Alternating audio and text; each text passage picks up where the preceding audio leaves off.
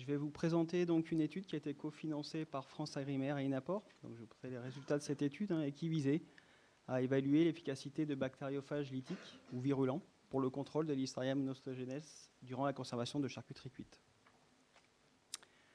Donc tout d'abord, quelques petites définitions, quelques petits rappels sur les bactériophages. Les bactériophages sont de petits virus de taille nanométrique qui sont spécifiques des bactéries, donc aucun risque pour l'homme. On les retrouve dans dans des environnements variés, ils sont ubiquitaires et ils ont un spectre d'hôtes plus ou moins large. On va trouver des clones phagiques qui vont infecter différents genres bactériens et d'autres qui vont se limiter à vraiment une espèce bactérienne bien spécifiquement. Et on distingue donc deux types de phages. On a les phages virulents qui ne font que le cycle lytique, donc là où le risque de transfert de matériel génétique est moindre, versus les phages tempérés, et c'est ce que parlait Laurent ce matin, enfin cet après-midi, par rapport aux prophages qui peuvent porter des gènes de virulence ou de résistance, puisque là, en fait, le génome viral va intégrer celui de la bactérie, et lors de sa libération sur certaines conditions, on va pouvoir avoir transfert de matériel génétique, et c'est particulièrement ce qu'on veut éviter. Donc lorsqu'on veut une application en industrie agroalimentaire, il faut faire un focus sur l'utilisation de phages virulents uniquement. Et c'est donc parmi ces phages virulents qu'on trouve la totalité même des phages commercialisés pour le contrôle de bactéries indésirables dans les aliments. Et c'est notamment le cas du Listex P100, qui est fabriqué par la société Micreos, une société hollandaise, et qu'on a utilisé dans le cadre de cette étude. Donc ce phage Listex P100, il appartient à la famille des Myoviridae. Donc voici un petit peu la structure, à quoi ça ressemble. Donc on a une tête protéique qui contient le matériel génétique, une gaine hélicoïdale contractile, et puis des espèces de pattes, des fibres caudales, et puis à sa base une plaque terminale, et c'est ces derniers qui vont assurer la spécificité avec l'hôte bactérien. Donc là, je vous ai mis une petite illustration justement pour expliquer un petit peu le cycle lytique.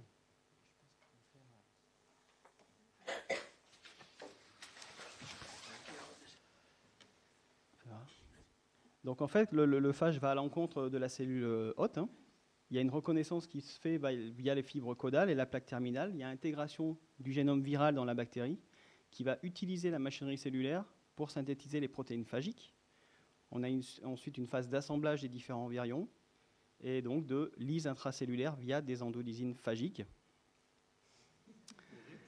Horrible. C'est un film d'horreur. Ouais. Mais donc finalement, c'est un processus naturel qu'il serait intéressant d'utiliser justement pour lutter contre les bactéries indésirables, donc notamment Listeria monocytogenes, dans les aliments. Alors, est-ce qu'on a le droit de l'utiliser? En tout cas, aux États-Unis, oui. Ils ont le statut GRAS, ils ont été approuvés par la FDA et l'USDA en tant qu'additifs alimentaires. Par contre, en Europe, pas encore. C'est en bonne voie, mais il n'y a aucun statut réglementaire qui n'a été acté au niveau européen. Alors, c'est pas qu'il n'y a pas des discussions. Alors, je vous ai mis quelques rapports d'expertise ici. Le sujet est débattu au sein de l'EFSA, comme il y a eu un rapport d'expertise qui a été mis par le CES Biorisque à l'ANSES suite à une saisine. Globalement, je ne vais pas revenir sur ces différents rapports d'expertise, mais ils convergent tous, en tout cas, pour dire qu'on manque encore aujourd'hui de données pour promouvoir l'utilité et l'efficacité de ces phages dans le cadre de traitement d'aliments vis-à-vis de bactéries pathogènes. Donc cette étude, elle s'inscrivait complètement dans ce contexte-là, apporter de nouvelles données, notamment essayer de déterminer la sensibilité d'une collection de souches de la filière, de Listeria monocytogenes, issues des différents maillons vis-à-vis de ce phage Listex P100. Et le deuxième grand axe de l'étude, c'était d'évaluer leur efficacité, l'efficacité de ce phage sur le potentiel de croissance de cocktails de souches de Listeria monocytogenes durant la conservation de charcuterie cuite. Pour évaluer la sensibilité des souches à ce phage P100, on a donc utilisé une méthode classique, culturale, qu'on appelle phage plaque-essai. Donc là, en fait, on crée un tapis bactérien de la souche attestée et on lui applique en fait des dilutions décimales successives de la suspension phagique. Et on détermine, donc on voit ici des plages de lyse, donc ce sont ces petits ronds qu'on appelle UFP pour unité formant plage, comme on a le pendant pour UFC, unité formant colonie pour les bactéries. Et en fonction du nombre de plages de lyse énumérées, on va pouvoir en déterminer, pour chacune des dilutions successives, on va pouvoir en déterminer la sensibilité de la souche bactérienne. Et parmi les 50 souches testées, on en a eu 47 qui ont présenté une sensibilité vis-à-vis du phage P100. Donc on est dans la moyenne, hein, c'est à peu près, selon les études, entre 92 et 98% des souches qui présentent une sensibilité à ce phage-là. Donc nous, on est à 94%. On a pu quand même distinguer deux types de sensibilité à ce phage. Donc nous, on a appelé une sensibilité qu'on a qualifiée de forte. On avait 29 souches, où là, on avait autant de plages de lyse énumérées que de particules phagiques apportées. Donc on était supérieur à 11 log UFP par ml. On a eu ensuite une sensibilité, on a pu identifier une sensibilité qu'on a qualifiée d'intermédiaire, où là, on était entre la limite de quantification de la méthode et le nombre de plages de lyse, le nombre d'UFP apporté initialement, entre 2 et 11. Et puis on retrouve nos 3 résistantes, où là, on avait absence de plages de lyse énumérées sur les boîtes. Donc on était inférieur à la limite de quantification de la méthode. On a par ailleurs eu l'opportunité de tester en fait un autre phage, toujours produit par cette société Micros, qui nous a été envoyé. C'était le phage Listex P100+, qui est en fait un mutant spontané du phage P100 au niveau de la protéine de liaison à la cellulote et qui lui permettait d'avoir un spectre d'action légèrement plus large au niveau des souches de Listeria monocytogenes. Et on a montré que 2 des 3 souches résistantes au phage P100 étaient sensibles à ce phage P100+. Donc 98% finalement des souches testées étaient sensibles à ce phage P100+. Donc ce phage, il est totalement séquencé maintenant et il va être commercialisé par la société Micros rapidement. Donc je vous en parle aussi parce que c'est aussi celui-ci qu'on a choisi de tester sur les produits de charcuterie cuite dans les challenge tests. On a essayé de mettre en évidence une corrélation entre un niveau de sensibilité donné des souches et puis l'appartenance à un génosérogroupe donné. Comme vous pouvez le voir, on a des souches présentant des niveaux de sensibilité assez variables pour chacun des génosérogroupes, donc pas de corrélation significative entre un niveau de sensibilité donné et l'appartenance à un génosérogroupe. On a fait le même exercice, cette fois-ci avec le complexe clonal obtenu par MLST. Et là encore, même constat, aucune association évidente entre un niveau de sensibilité donné et l'appartenance à un complexe clonal. Alors bien sûr, il faudrait un petit peu étayer ces données avec d'autres souches, augmenter le nombre de souches, mais voilà, c'est un premier constat. Donc une fois qu'on a caractérisé cette sensibilité au niveau du phage, on a choisi d'évaluer leur efficacité, l'efficacité du phage vis-à-vis de différents cocktails de Listeria monocytogenes. Donc là, on a utilisé le phage P100+, dans 3 types de charcuteries différentes. Donc on a testé de la terrine de campagne tranchée, du jambon cuit tranché et des saucisses de Francfort, donc qui nous ont été fournies par des partenaires industriels, que je remercie.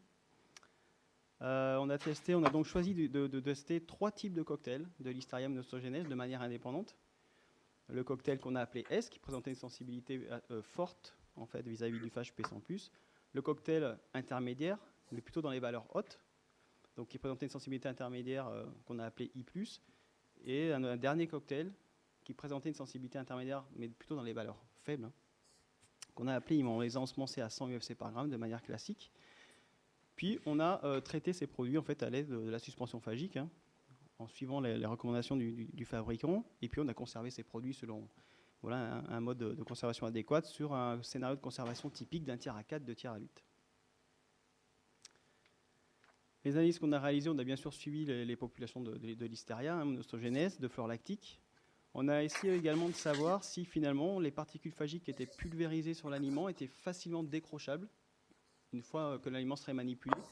Et enfin, on a également voulu déterminer si on avait une augmentation du profil de résistance d'isolat collecté en fin de conservation après mise en contact avec le phage.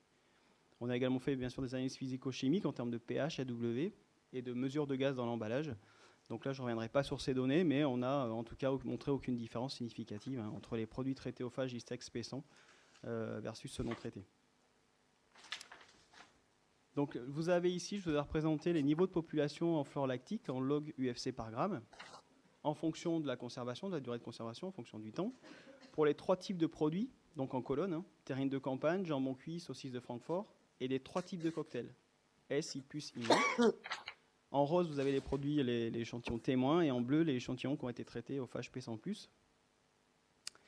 Et sur ces graphiques, on voit globalement qu'il n'y a pas eu de différence significative des niveaux de population en flore lactique énumérés entre l'échantillon témoin et ce traité au phage P100+, un résultat attendu, puisque le phage n'agit théoriquement que sur Listeria monostogenes. Le même type de représentation, alors ici, sauf que je vous ai exprimé les niveaux, l'évolution du potentiel de croissance de Listeria. Donc vous avez le potentiel sur l'axe des ordonnées. J'ai matérialisé en rouge, en pointillé, la valeur de 0,5, hein, pour laquelle on considère que, comme l'a dit Sabine, une valeur supérieure à ce seuil-là, on considère qu'il y a une croissance significative de Listeria monostogenes. Et là, qu'est-ce qu'on peut voir? C'est que finalement, on a eu un effet matrice qui a impacté l'effet du traitement phagique entre la terrine de Campagne, par exemple, ici à gauche, et puis les saucisses de Francfort. Et on a également eu un effet cocktail, puisque entre le cocktail qui présentait une sensibilité forte, S, et par exemple le cocktail qui présentait une sensibilité intermédiaire, plutôt I-, dans les valeurs faibles, on a vraiment eu une différence d'efficacité qui a été mise en évidence. Et du coup, seules les modalités, en tout cas, qui sont ici encadrées, seul pour celle-ci, on a pu observer un impact significatif du traitement phagique au phage P100+. Donc pour le jambon cuit, pour les deux cocktails S et I+, on a plutôt mis en évidence en fait un frein au niveau de la reprise de croissance de Listeria monostogenes. Idem pour les saucisses de Francfort avec le cocktail I+. Par contre, pour le cocktail qui présentait une sensibilité plutôt forte vis-à-vis du phage sur les saucisses de Francfort, et ça on peut l'expliquer par la topographie de surface qui est relativement lisse et homogène, avec une exposition finalement des cellules au phage optimale, on a eu une inhibition carrément de la reprise de croissance de Listeria. Donc un moyen de maîtrise qui peut être intéressant sur ce type de produit, dès lors que les souches de Listeria sont relativement ou suffisamment sensibles en tout cas au phage.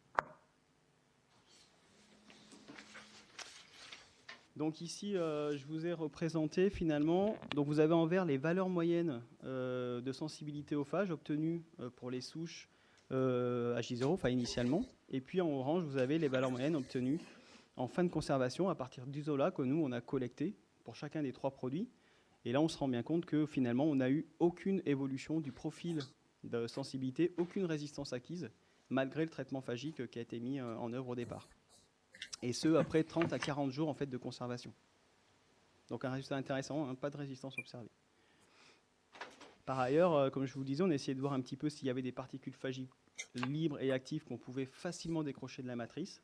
Donc on a mis en œuvre ce petit protocole, on a dilué l'échantillon dans un diluant, de l'eau peptonée, on a quand même stomaché pendant 1 minute à vitesse maximale, on a filtré pour récupérer les virions, et puis on a réalisé la fameuse méthode de phage plaqué-C, et on a analysé de cette sorte-là, enfin selon cette procédure-là, 80 échantillons, et finalement on n'a pu obtenir aucune particule phagique libre et active qui a pu être mise en évidence via ce protocole.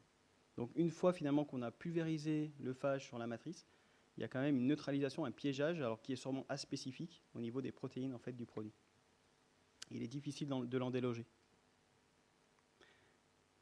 Donc pour conclure, c'est juste une reprise des principaux résultats qu'on a obtenus. Hein. Donc 94% des souches de Listeria issues de la filière étaient sensibles au phage P100, 98% au phage P100+. On n'a pas mis de lien étroit entre le niveau de sensibilité au phage P100 et l'appartenance à un génoseurogroupe ou à un complexe clonal donné. Donc il y a très certainement, et même d'autres déterminants, que ce soit génotypiques et ou phénotypiques, qui pourraient faire le lien. On a vu que le traitement phagique, il pouvait être plus ou moins efficace en fonction du type de produit qu'on a testé. Hein. Sur la terrine de Campagne, on a vu que ce n'était pas du tout efficace, étant donné la structure complexe de surface, avec pas mal de niches qui pouvaient protéger les bactéries de l'action phagique. Et également, ça va dépendre aussi du niveau de sensibilité des souches qu'on va avoir sur le produit. Donc globalement, ça peut être un élément barrière supplémentaire qu'on peut utiliser, un moyen de maîtrise supplémentaire lorsque les souches sont suffisamment sensibles, qui peut être efficace sur certains types de produits, notamment ceux qui présentent une topographie de surface lisse. Et on a vu, par exemple, pour le jambon cuit, que ça peut être un élément intéressant qui va freiner la reprise de croissance. Et sur les jambons, par exemple, sans nitrite, qui vont présenter des DLC courtes le plus souvent, ça peut être un élément barrière intéressant. On n'a pas mis en évidence d'acquisition de résistance au cours de la conservation des produits.